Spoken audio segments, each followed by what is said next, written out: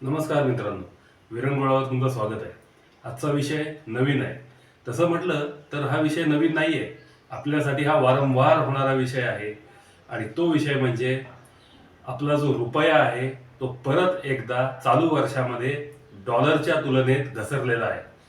आणि ही जी घसरण आहे ना, ही कमी नाहीये, 5% घसरण झालेली आहे. म्हणजेच 90ची पातळी ओलांडून तो आता पुढे गेलेला आहे. $1 तुलनेत आता 90 पेक्षा अधिक रुपये आपल्याला मोजावे लागणार आहेत. याचे परिणाम कोणावर होणार आहेत, तुमच्या आमच्यावर किती परिणाम होणार आहेत आणि काय काय गोष्टी मागणार आहेत, ह्या व्हिडिओमध्ये आपण बघणार आहोत. तर व्हिडिओला लाईक करा, चॅनलला सबस्क्राईब करा आणि बेल आयकॉनला प्रेस करा, म्हणजे असेच नवनवीन व्हिडिओ तुम्हाला वेळेत मिळतील. तर चालू वर्षामध्ये रुपया जो आहे तो रुपया 5% घसरलेला आहे. तर तो डॉलरच्या तुलनेत घसरलेला आहे. जगात दोन करन्सी ज्या आहेत त्या अतिशय महत्वाच्या आहेत. डॉलर ही जी करन्सी आहे ती खूप ठिकाणी वापरली जाते आणि म्हणून डॉलर हा आपल्यासाठी खूप महत्वाचा आहे.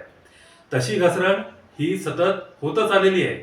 भारताचा रुपया हा कधीतरी वधारतो, पण घसरण ही सर्वात जास्त झालेली आहे.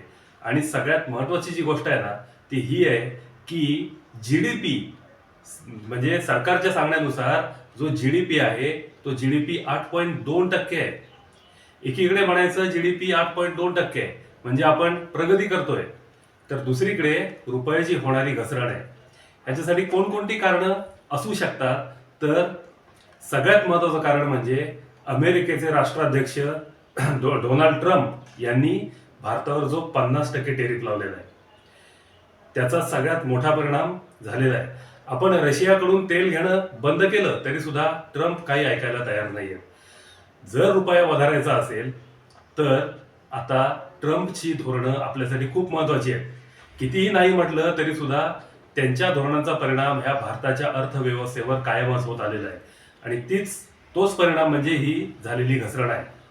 तुमच्या आमच्यावर आता जर सामान्य माणसाला आपण प्रश्न विचारला तर कदाचित त्याला माहिती पण नसेल की रुपया घसरलाय की वधारलाय, पण त्याच्यावर होणारा काय परिणाम आहे हा त्याला माहिती नसेल. पण प्रत्येकावर याचा परिणाम होणार आहे. जसं की जर रुपया घसरला तर आयात कधीही महाग होते. म्हणजे ज्या आयात होणाऱ्या वस्तू आहेत, आपण ज्या आयात करणार आहोत त्यांची किंमत नक्कीच आपल्याला जास्त द्यावी लागणार आहे. त्यामुळे या घसरणीचा परिणाम म्हणजे आयात ही महाग होणार आहे.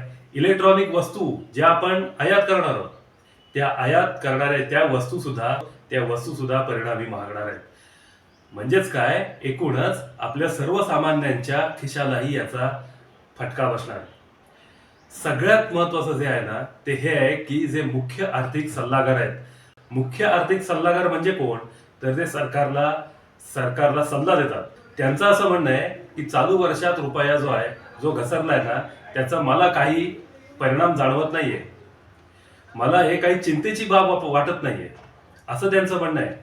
आणि येत्या वर्षात, पुढच्या वर्षात नक्कीच रुपया वधारेल, ही घसरण थांबेल, असंही त्यांचं म्हणणं आहे. एवढ्या महत्वाच्या पदावरच्या व्यक्तीला जर असं वाटत असेल तर आपल्या सर्वसामान्यांची काय पात्र असायला तिथे. पण आपण एक सजग नागरिक म्हणून ही गोष्ट कायमच लक्षात घेतली पाहिजे. आपला अभ्यास अर्थ विषयात असलाच पाहिजे, कारण शेवटी पैसा हा आपल्याला लागतोच आणि कधीही पैसा हा मेहनतीचाच असतो. मनी इज हार्ड अर्न. म्हणून लक्षात ठेवा की ज्या काही अर्थविषयक घडामोडी देशात चालू असतात त्याकडे आपलं बारकाईने लक्ष असलं पाहिजे. मग कोणी काही म्हणो, आपला अभ्यास त्यात असलाच पाहिजे. तर मुद्दा आपला हा होता की ही जी घसरण झालेली आहे त्याचा आपल्यावर काय परिणाम होणार आहे. पहिला परिणाम मी तुम्हाला सांगितला की आयात ज्या आपण वस्तू करणार आहोत त्या नक्कीच महागतील. म्हणजेच काय, त्या आपल्याला इम्पोर्टेड ज्या वस्तू आहेत ते विकत घेताना नक्कीच जास्त पैसे मोजावे लागणार आहेत. दुसरा जो परिणाम आहे तो म्हणजे शिक्षण. परदेशातलं शिक्षण हे महागणार आहे, कारण आपले विद्यार्थी ज्या वेळेला तिथे जाणार आहेत तर तिथल्या स्थानिक वस्तू खरेदी करताना किंवा देवाणघेवाणी संदर्भात ज्या वेळेला ते देवाणघेवाण करतील त्यावेळेला नक्कीच जास्त पैसे मोजावे लागणार आहेत. शिक्षण महागणार आहे, आयात होणाऱ्या वस्तू महागणार आहेत, अशा पद्धतीने. आणि तिसरा एक परिणाम आहे तो म्हणजे जी आपली गुंतवणूक आहे तर त्या ठिकाणी नुकसान दिसणार आहे. कारण का की ही घसरण झाल्यामुळे नक्कीच आपली गुंतवणूक तिथे वीक होणार आहे. तर तुम्हाला व्हिडिओ कसा वाटला? व्हिडिओ आवडला असेल तर लाईक करा, चॅनलला सबस्क्राईब करा. धन्यवाद.